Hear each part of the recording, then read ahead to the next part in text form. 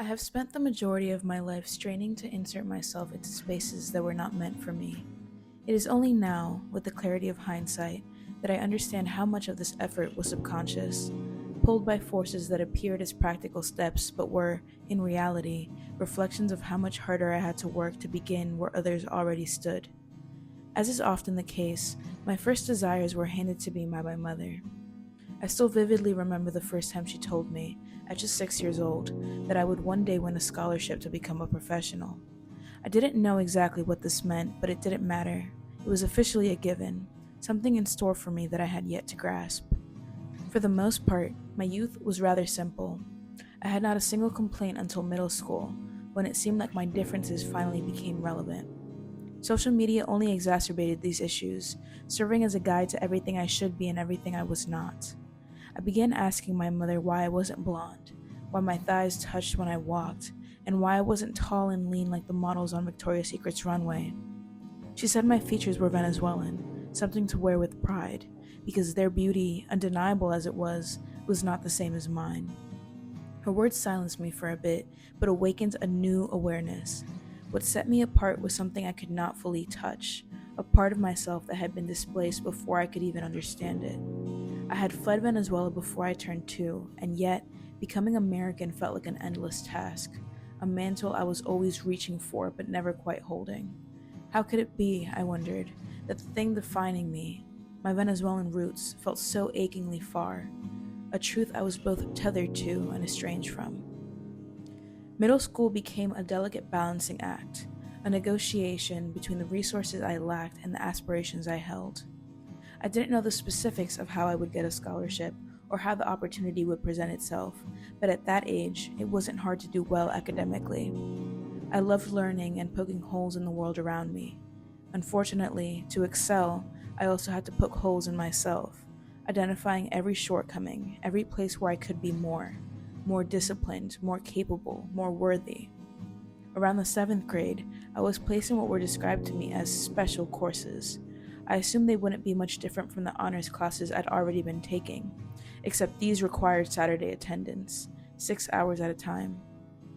Much of the process was mindless. I didn't know why I was there. Still, it didn't lessen the exhaustion.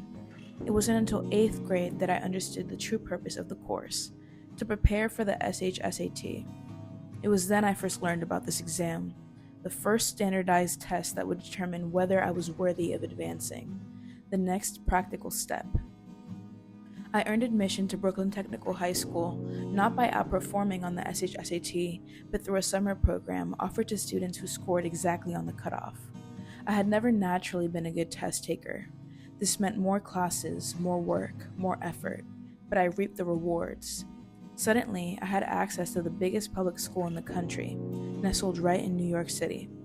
I finally began to understand how the world worked, the barriers in my path, and with that, the obstacles I needed to transcend.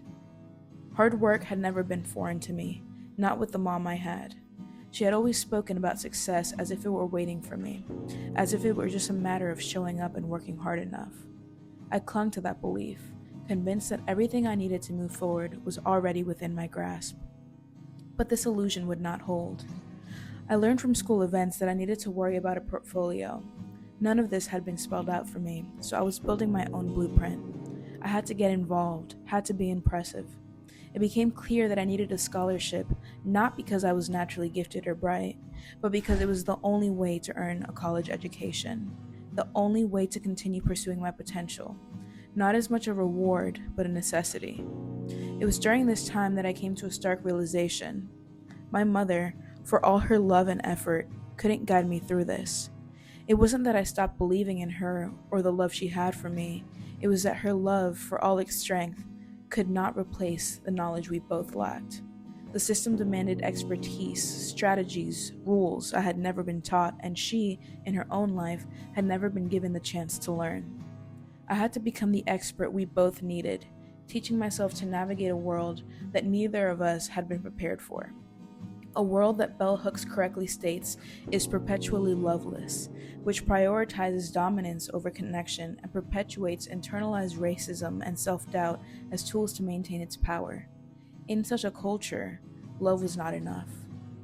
I took 9 AP classes, made my transcript the height of my being, and got involved. Captain of cheerleading, Brooklyn Tech ambassador, endless volunteer hours. I worked while other girls questioned why I skipped lunch to study for the SAT. Why didn't I just get a tutor? Truthfully, I didn't know that was an option. Opportunities came, like QuestBridge, which highlighted how the entire process wasn't designed for people like me, doing it alone with no guidance. But I turned my eyes to the resources that were, and eventually, I had plenty of scholarships to call my own.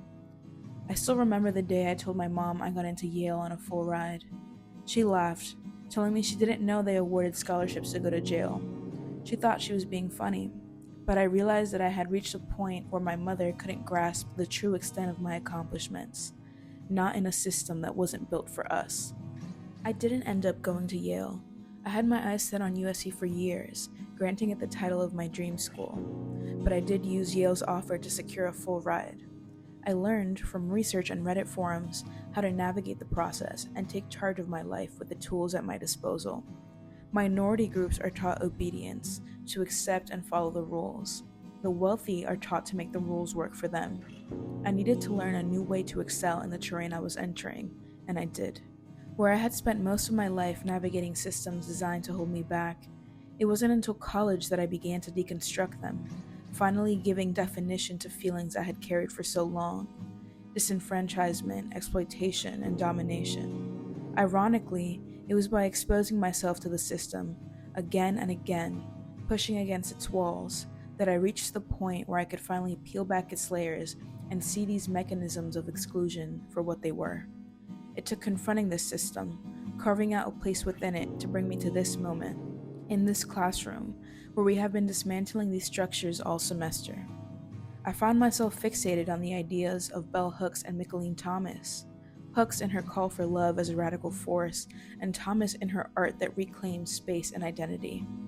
It astounded me how full circle it all felt, touring Thomas's All About Love exhibit and realizing that the same journey which revealed the system's flaws had also brought me here, to a space where I could name them.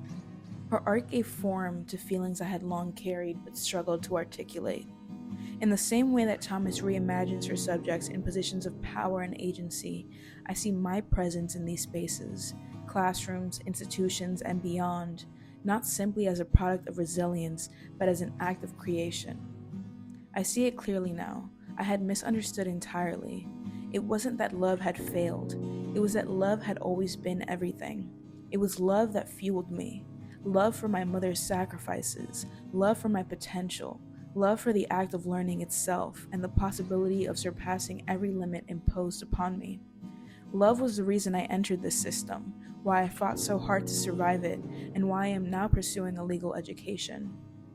Bell Hooks writes, "When we understand love as the will to nurture truth, love and justice become one and the same. This understanding has reshaped my purpose. My greatest act of love is the act of entering the legal field, not for myself alone, but for those who doubt their places in spheres of influence as I had in the past, who might see me in such spaces and feel like they might belong too." Only through reflection, shaped by the privilege of education, have I made sense of this journey.